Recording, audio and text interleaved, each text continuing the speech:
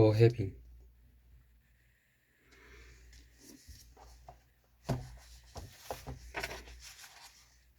96쪽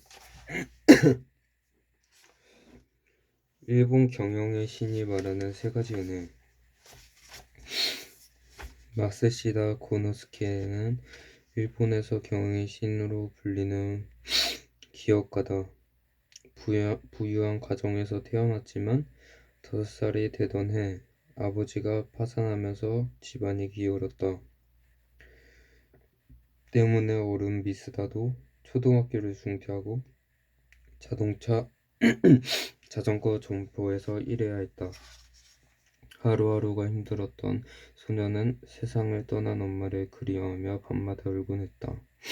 23살이 되던 해에 그는 백엔을 투자해 회사를 설립했다. 훗날 내셔널 파나소닉을 거느리고 연매출 5조 원을 달성하게 된 마쓰시다 정기였다. 어느 날 기자가 세계적인 기업가가 된 그에게 이런 질문을 던졌다. 회장님, 큰 성공을 거두게 된 비결이 무엇입니까? 하늘이 주는 세 가지 은혜가 있었습니다. 가난한 것, 허약한 것, 무배한 것이 그것이지요. 그 은혜 덕분에 성공할 수 있었어요. 네? 하늘의 은혜라니요. 그건 모두 불행 아닌가요?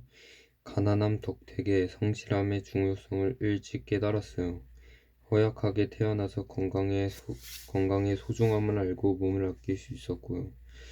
초등학교 4학년을 중퇴했기에 항상 배움에 관심을 가졌습니다. 남들이 불행하다고 여기는 환경에서도 마쓰시다는 해빙을 마음에 품었다. 그는 자신이 가지고 있는 것에 집중했고 그것의 긍정적인 면을 보았다. 그 결과 불우했던 소녀는 일본 최고의 부자가 될 수 있었다. 가짜 부자. 그럼 가짜 부자란 뭔가요? 가짜 부자들은 돈을 쓸 때 충분하지 않다는 생각에 사로잡히게 돼요. 있음보다 없음에 집중하게 되는 셈이죠. 그들에게 돈이란 쓰면 안 되는 것이에요. 혹독하게 절약하고 아끼지 않으면 큰 위험이 닥칠 거라 믿는 거죠. 가짜 부자는 돈을 언제 끊길지 모르는 물줄기처럼 느낀답니다. 커피를 한 모금 마시고 서유는 말을 이어갔다. 결국 가짜 부자들은 돈을 쓰지도 못하며 불안과 불만족의 에너지를 내보내게 돼요. 물론 그들이 서류상 백만장자일 수 있어요. 하지만 그건 아무 의미 없죠. 돈이 나가는 구멍을 꽁꽁 동여매고 있거든요. 저도 마찬가지예요. 부자가 되려면 아끼는 법밖에 없다고 믿어왔어요. 아끼는 마음이 어디서 나오는지 생각해보면 쉬워요. 당장 다음 달부터 월급이 전혀 들어오지 않는다고 생각해보세요.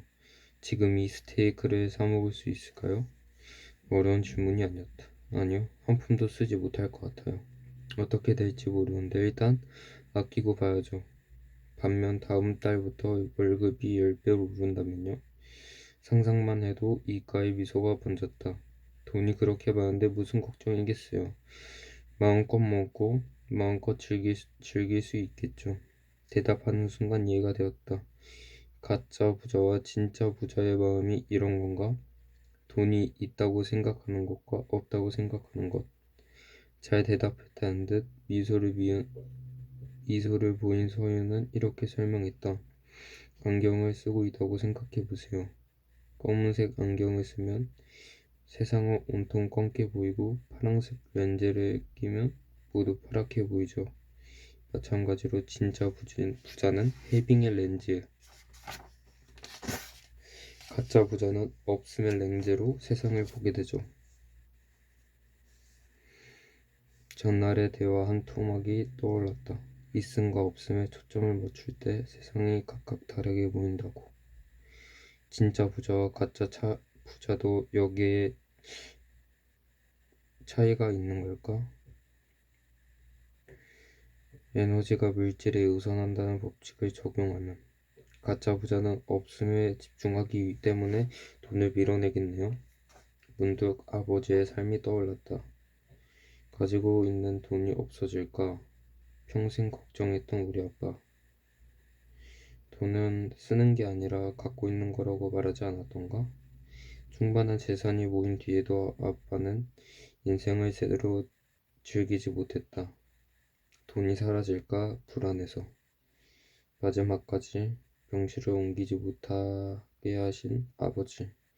6인실 침대에 누워 아버지가 마지막으로 당부하신 말들이 떠오르자 갑자기 슬픔이 가슴 속부터 목끝까지 차올랐다. 돌아가신 아버지가 생각이 나요.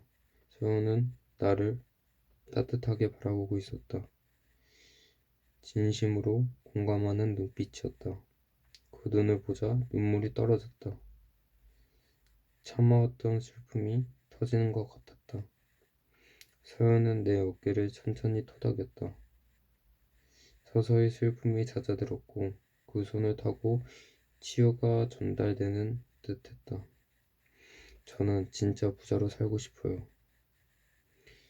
아끼다가 인생을 끝내고 싶지 않아요.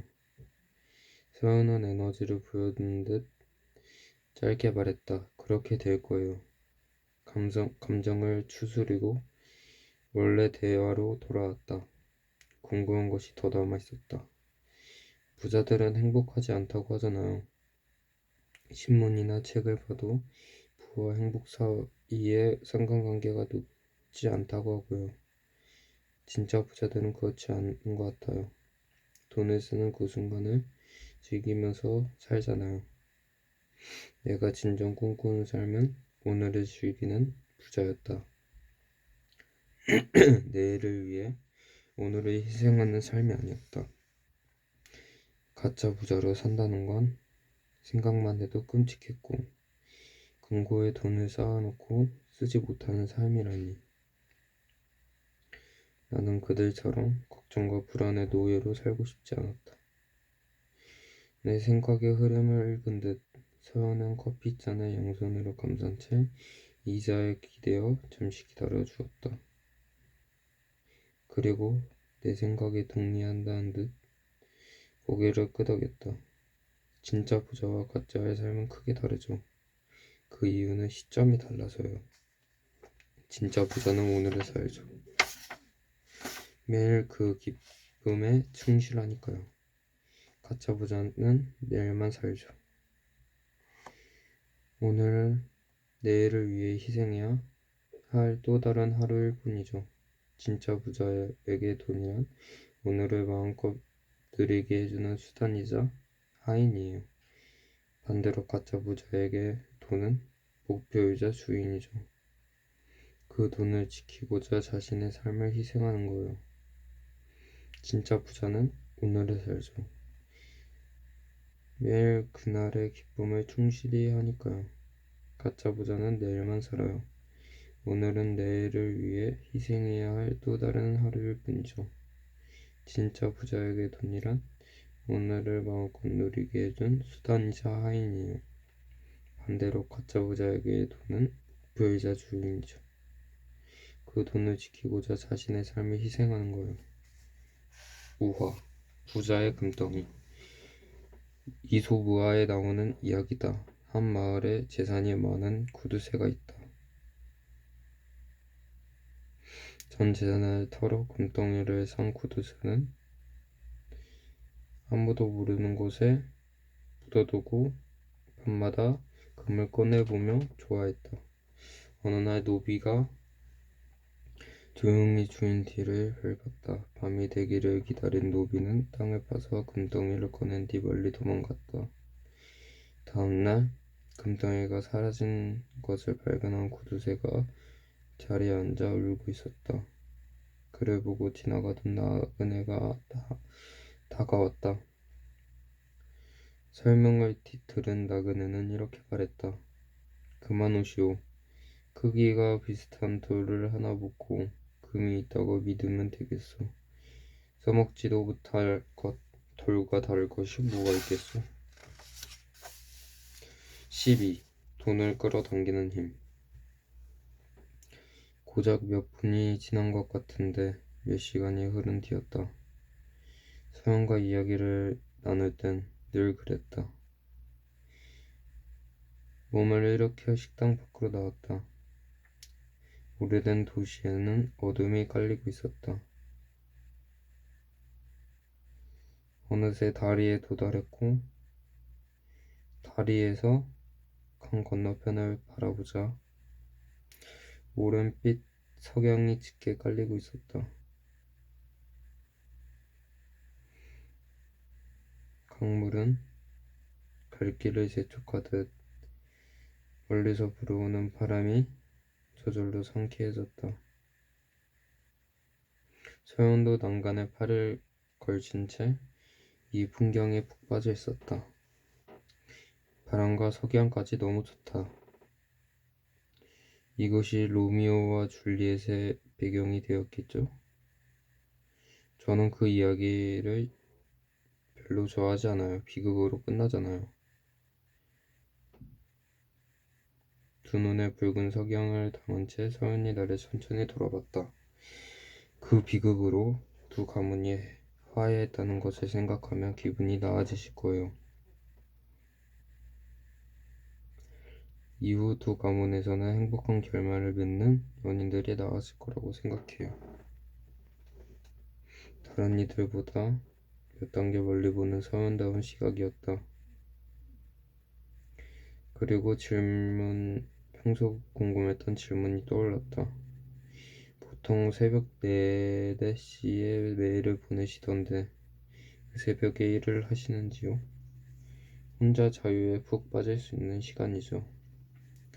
일하기보다 명상, 사색을 연구해요.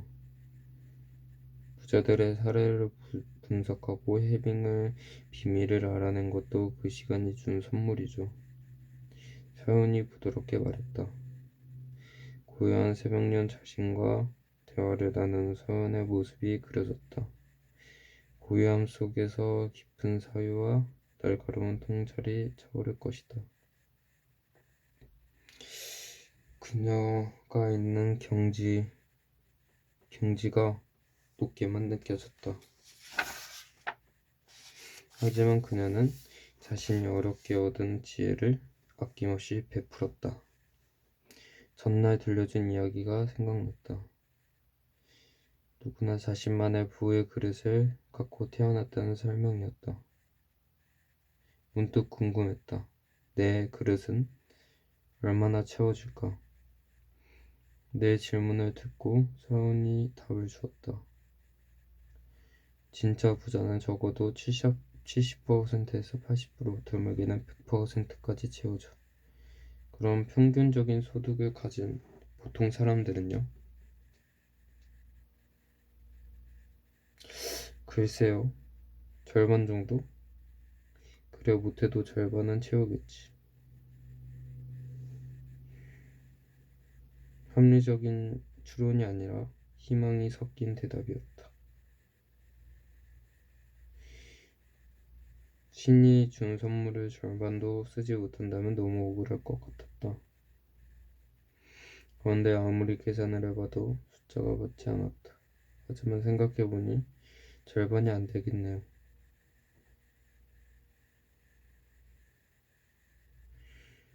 누구나 300만, 700만 달러를 가질 수 있다면 적어도 100만, 300만 달러는 갖고 있어야 할 텐데요. 묵묵히 강 너머를 바라보는 서원의 뒷모습이 보였다. 안타깝게도 3분의 2 이상이 그릇의 10%, 20%만 채우고 생을 마감하죠. 충격적이었다. 좀 불공평해요. 얼마나 인내하며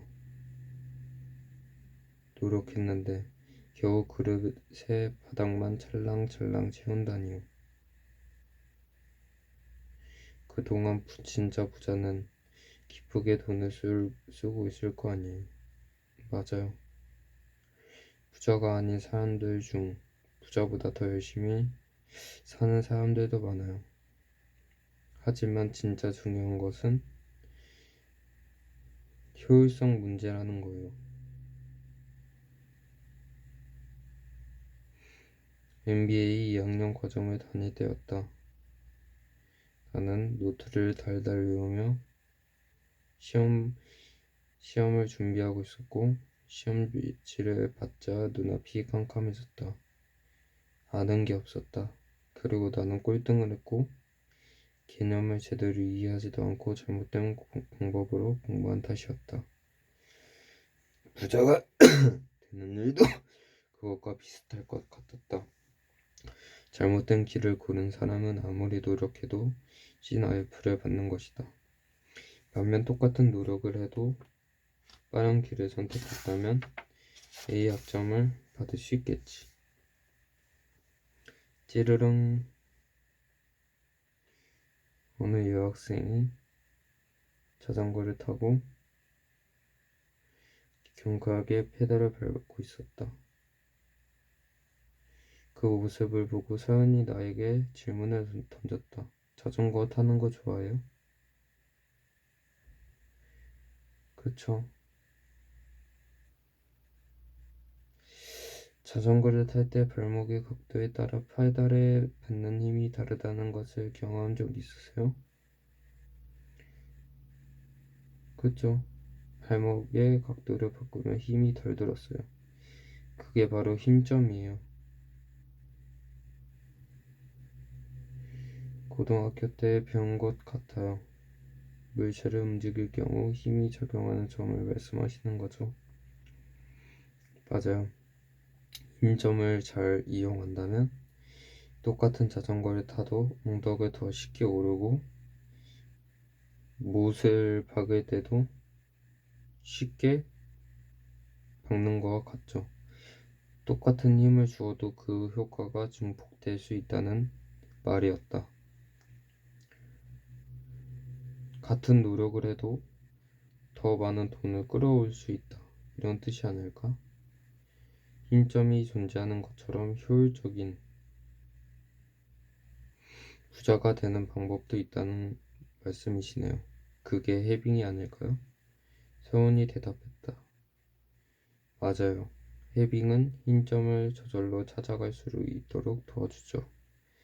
최소한의 노력, 최대한의 효율을 낼 수 있는 시스템을 구축하는 거예요. 진짜 부자들은 같은 노력을 투입해도 돈을 더 많이 끌어당기는 방법을 알죠. 즉, 효율성의 문제란 것이에요. 해빙은 자신에게 맞는 힘점을 저절로 찾아갈 수 있도록 도와주죠.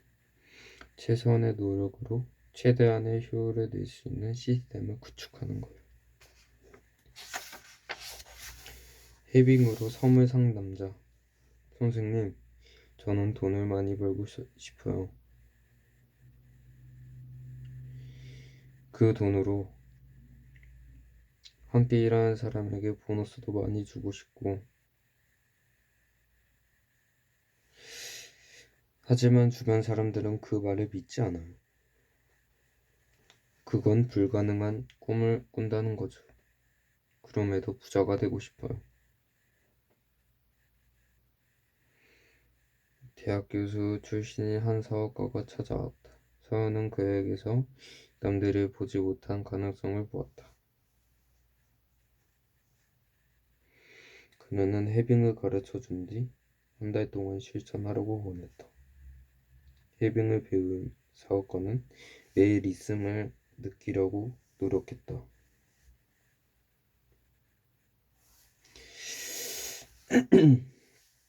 한 달 후 그가 한결 밝아진 얼굴로 찾아왔다. 해빙을 하며 제가 가진 것이 많다는 것을 알게 되었어요. 중요한 건 그 깨달음을 가슴으로 느끼는 거예요. 그 사실들이 어떤 감정을 불러일으켰나요? 우선 마음이 굉장히 편했어요. 걱정과 불안이 줄고 기쁨과 감사를 느끼게 되었죠.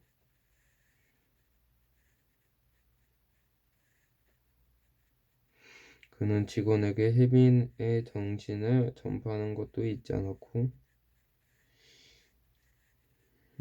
개발한 기술을 담보로 $100만 투자까지 유치하게 되었다.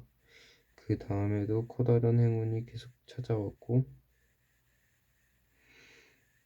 직원들에게 특별 보너스도 나눠주게 되었다. 자신이 꿈꾸던 대로 이루어지게 된 셈이었다. 아버지가 남긴 유성, 해빙. 20대 후반의 한 여성이 우울한 표정으로 서연을 찾아왔다.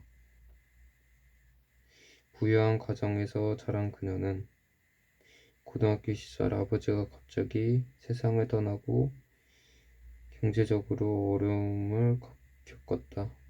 혼자 힘으로 학비를 조달해야 했고 여행이나 연애를 즐길 수도 없었다. 친구들은 그녀를 외면하기까지 했고 힘든 시기를 거치며 여성의 마음에 새긴 것이 하나 있었다. 아버지가 남긴 교훈이었다. 늘 가진 것에 감사하라고 했죠. 마음이 부자면 언제든지 위기를 극복할 수 있다면서 가진 것도 나누라고 하셨어요. 아버지도 그랬거든요. 하지만 아버지가 돌아가신 후 모든 것이 혼란스러웠어요. 사는 것이 힘들어서 그런 귀중한 교훈을 잊고 살았네요. 학교를 졸업한 뒤 그녀는 작은 잡지사에서 계약직으로 일하게 되었다. 하지만 친구들이 부모의 도움을 받아 좋은 스펙, 커리어를 쌓는 걸 볼 때마다 심한 박탈감이 느껴졌다.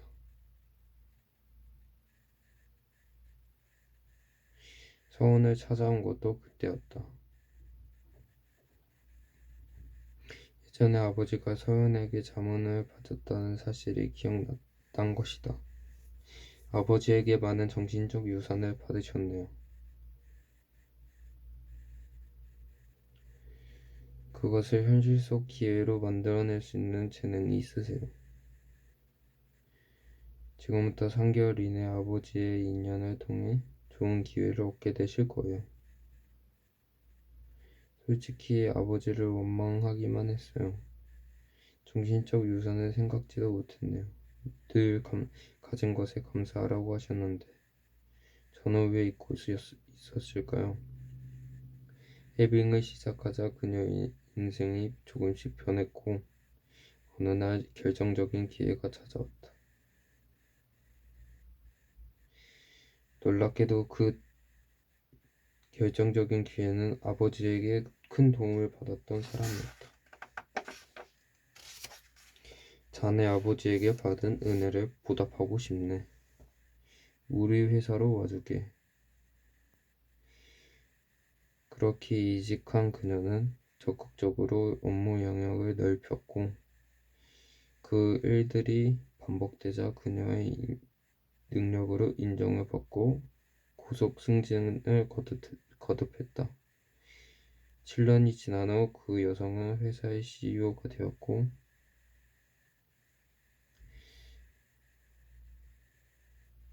부자가 된 지금 그녀는 장학금을 나눠주며 사회공헌에 전념하고 있었다.